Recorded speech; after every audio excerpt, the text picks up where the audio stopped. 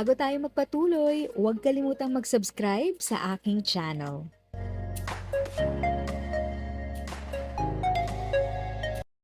Thank you sa pag-click ng aking video. Good day po sa lahat ng mga nanonood. Sa mga bagong viewers at napadaan lang, by the way, I'm Tita Eda. Welcome to my channel.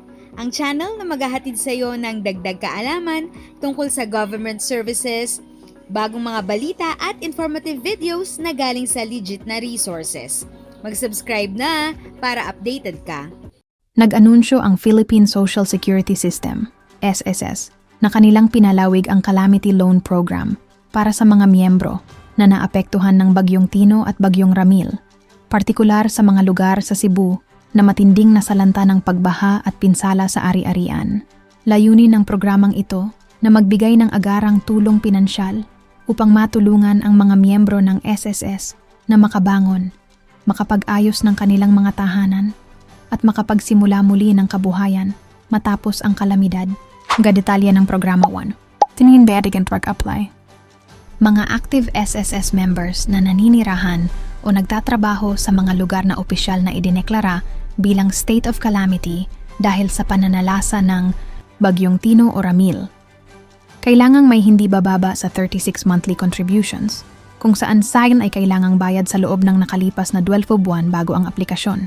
Ang mga may kasalukuyang calamity loan o overdue loan ay kailangang tapusin muna ang dating obligasyon bago makapag-avail muli. 2. Halaga ng pautang. Ang halaga ng calamity loan ay maaring umabot hanggang 20,000 o isang buwang sahod ng miyembro, average of last 12 months salary credit, alinman ang mas mababa. 3. Paraan ng aplikasyon. Maaaring mag-apply online sa pamamagitan ng MySSS portal sa www.ss.gov o magtungo sa pinakamalapit na SSS branch kung saan may Calamity Assistance Window 1 to 4. Paraan ng pagbayad. Ang loan ay babayaran sa loob ng 24 buwan to 2 taon na may mababang interes. Ang unang bayad ay magsisimula 3 buwan pagkatapos ng loan release upang bigyan ng sapat na panahon ang miyembro na makarecover muna. Layunin ng programa. Ayon sa SSS, ang programang ito ay bahagi ng kanilang patuloy na layunin na magbigay ng seguridad at tulong sa mga miyembro sa panahon ng kalamidad.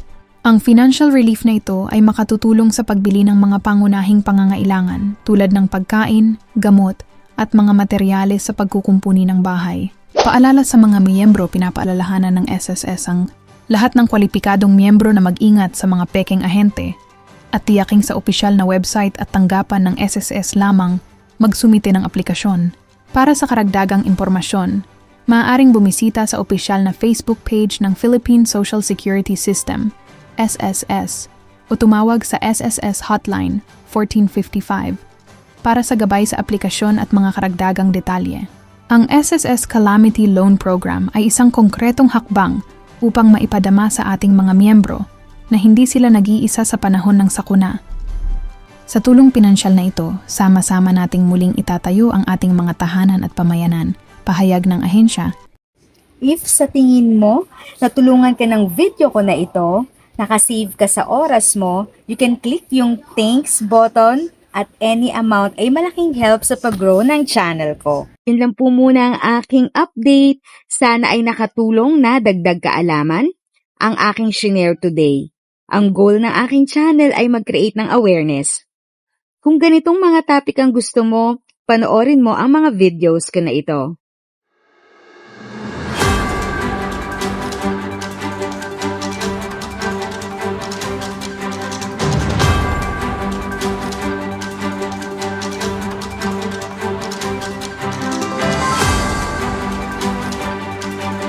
Thanks for watching! Kung may kapamilya, kaibigan o kakilala sa tingin mo ay magiging interesado sa video, please share or tag sila sa comment section.